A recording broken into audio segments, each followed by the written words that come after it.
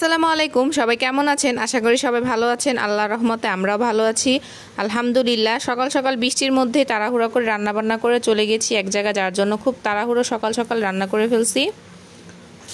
প্রচুর পরিমাণে বৃষ্টি হচ্ছিল। সকালবেলা উঠেই দেখি একদম রাতের মতো অন্ধকার হয়ে গেছে পুরো ঘর বাহিরে, আর অঝরে বৃষ্টি পড়তেছিল। আর একটু পরে আমরা হাসপাতালে চলে যাব, তো দুপুরের জন্য একদম রান্নাবান্না করে রেখে যাব। এখন তো আর মাটি চুলায় রান্না করা সম্ভব না, প্রচুর পরিমাণ বৃষ্টি, এর জন্য গ্যাসের চুলায় রান্নাটা আজকে করে যাব। এখানে ঢেঁড়স ভাজি করব, তো ঢেঁড়সগুলোকে ভালো করে ধুয়ে নিচ্ছিলাম ঘরের মধ্যেই থেকেই, কারণ বাহিরে যেহেতু বৃষ্টি, বাহিরে তো যেতে পারবো না ধুইতে, আমাদের কলটা যেহেতু বাহিরে। আর এখানে পাট শাক ধুয়ে নিচ্ছিলাম, পাট শাক ডাল দিয়ে রান্না করব। আর এখানে সব কিছু আগে কেটে কেটে নিচ্ছিলাম, তো দাঁড়ায় দাঁড়ায় সব কিছু কাটাছিড়া করে নিচ্ছিলাম। এখানে দুন্দুল ভালো করে ছিলে নিচ্ছিলাম, আর এটা দিয়ে না খুব সুন্দর করে পাতলা করে ছুলা যায়। আর ঢেঁড়স ভাজি করব, তো রান্নার একটা দুইটা আইটেম করতে করতে দেখা যায় তিনটা আইটেম হয়ে যায়। দাঁড়ায় দাঁড়ায় সব কাটাকাটি করতেছিলাম, কারণ বৃষ্টির মধ্যে প্রচুর পরিমাণ বৃষ্টি, আর নিচে বসে যে কাটাকাটি করব ওইরকম ছিল না।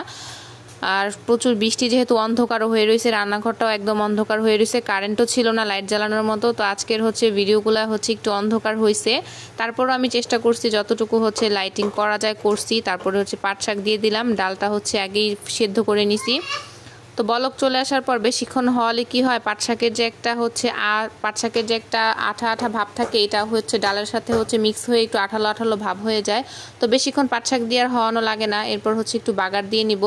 আজকে সব ধরনের রান্না আমি যেটা করব একদম পেঁয়াজ ছাড়া রান্না করব। এখানে রসুন আর শুকনা মরিচ দিয়ে আমি ডালটা বাগার দিয়ে দিছি। পেঁয়াজ ছাড়া কীভাবে রান্না করি আজকে আপনাদেরকে দেখাবো।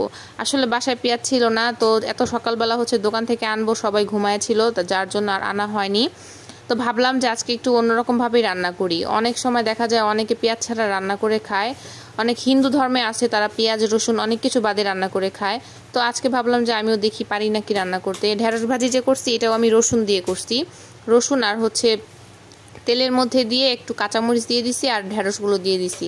আর এখন মাছ রান্না করব দুন্দুল দিয়ে, এর জন্য মাছগুলো হলুদ মরিচ মেখে রেখে দিছিলাম, আর এগুলোকে একটু ভেজে নিতেছি। পাঙাশ মাছে অল্প তেল দিলে ভাজা যায়, কারণ পাঙাশ মাছ থেকে কিন্তু অনেক পরিমাণ তেল বের হয়।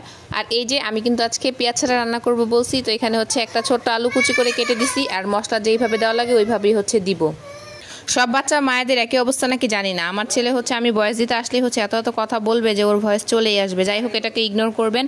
আর সব মশলা যেভাবে দেওয়া লাগে সব মশলা ওইভাবে আমি দিব। এখানে একটু ধনিয়ার গুঁড়া দিব, দিয়ে একদম মশলাটা ভালো করে কষায়, তারপর যেইভাবে কষানো লাগে আসলে আমি ওইভাবেই কষাইছি।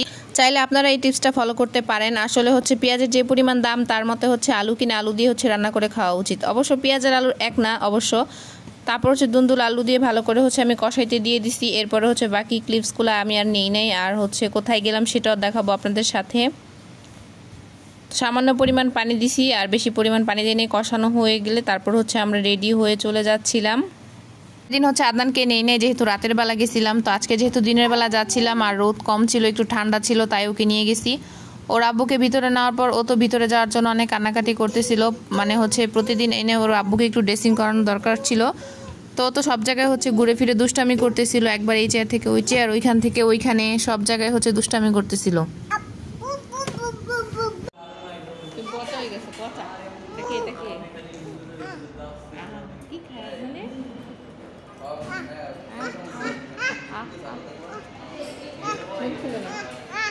হাসপাতালের কাজ শেষ করে তারপর আমরা বাসায় চলে আসি, আর এই ব্রিজটা দিয়ে আসতে যেতে খুবই ভালো লাগে। আমাদের বাড়ির এইখানে একটা ব্রিজ। তো আজকের মতো এতটুকুই, সবাই ভালো থাকবেন।